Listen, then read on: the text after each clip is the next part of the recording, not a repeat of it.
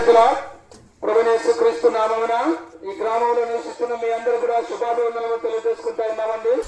సాయంకాల సమయంలో ఈ చల్లటి పూట మీ యొక్కకు ఒక మంచి వర్తమానం తీసుకుని వచ్చినాం. యేసు ప్రభుల వారు మిమ్మల్ని అందరినీ ప్రేమిస్తా ఉన్నాడు, మీ గ్రామాన్ని ప్రేమిస్తా ఉన్నాడు. యేసు ప్రభుల వారు మిమ్మల్ని దీవించాలని, మీ గ్రామాన్ని దీవించాలని, మీ జీవితంలో వెలుగు ఇవ్వాలని, మీకు నిత్య జీవం ఇవ్వాలని యేసు క్రీస్తు ప్రభుల వారు సంకల్పించినటువంటి వారై సాయంకాల సమయంలో మీ ఈ యొక్క గ్రామానికి ఒక మంచి వార్తను తీసుకుని వచ్చినాడు. కనుక మీరందరూ 9 నిమిషాలు దేవుని మాటలు వినాల్సిందిగా ప్రేమతో మిమ్మల్ని ఆహ్వానిస్తా ఉన్నాం. ఇప్పుడు పాట పాడిన విన్నారు కదా, నా బ్రతుకు ఇంతేనని చింతపడి చింతనమ్మా. అవునండి, నీ బ్రతుకు గురించి ఎప్పుడైనా ఆలోచన చేస్తావా? ఉదయకాలం నుంచి సాయంకాలం వరకు కష్టపడతా ఉన్నాం, పని చేస్తా ఉన్నాం. మన ఆత్మలో నెమ్మది ఉందా? మనకు సంతోషం ఉందా? మనకు సమాధానం ఉందా? మనం చనిపోతే ఎక్కడికి వెళ్తాం? వీటి గురించి ఎప్పుడైనా ఆలోచన చేస్తామా? మనలో చాలా మంది అనుకుంటారు చనిపోయిన తర్వాత ఏం లేదనుకుంటారు. చనిపోయిన తర్వాతనే మనకంత ప్రారంభం అండి. లోకంలో మనం యాత్రికులం, యాత్ర చేయడానికి మాత్రమే వచ్చినాం. మన జన్మంతో మన యాత్ర ప్రారంభం అవుతుంది, మన మరణంతో మన యాత్ర ముగిసిపోతుంది. ఒక్కసారి ఆలోచించు సహోదరుడా, చనిపోయిన తర్వాత నీ గతి.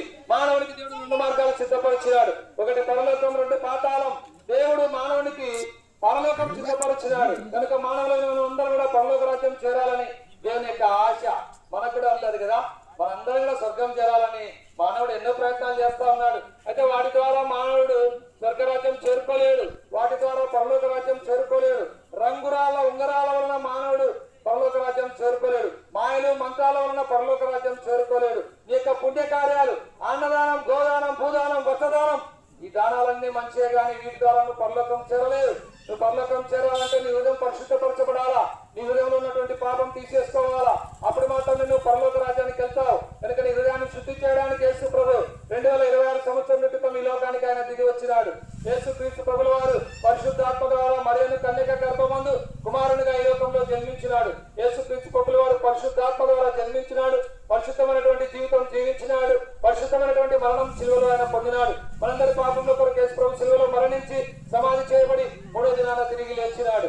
అమ్మాయా, యేసు ప్రభు నిన్ను పిలుస్తా ఉన్నాడు, యేసు ప్రభు నిన్ను ప్రేమిస్తా ఉన్నాడు. నీ పాపం పోవాలంటే నువ్వు ఎక్కడికి వెళ్ళాల్సిన అవసరం లేదు, ఎలాంటి వేళ చెల్లించాల్సిన అవసరం లేదు, నువ్వేం చేయాల్సిన అవసరం లేదు. నువ్వు ఎక్కడున్నావు అక్కడే యేసు ప్రభువా నేను పాపినయ్యా, నన్ను క్షమించు దేవా, నీ రక్తంతో నన్ను కడుగు అని ఒక చిన్న ప్రార్థన ఇష్టపూర్వకంగా చేసుకుంటే చాలు. యేసు రక్తం ప్రతి పాపం నుంచి నిన్ను కడుగుతుంది, పవిత్రపరుస్తుంది, పరిశుద్ధపరచబడతావు.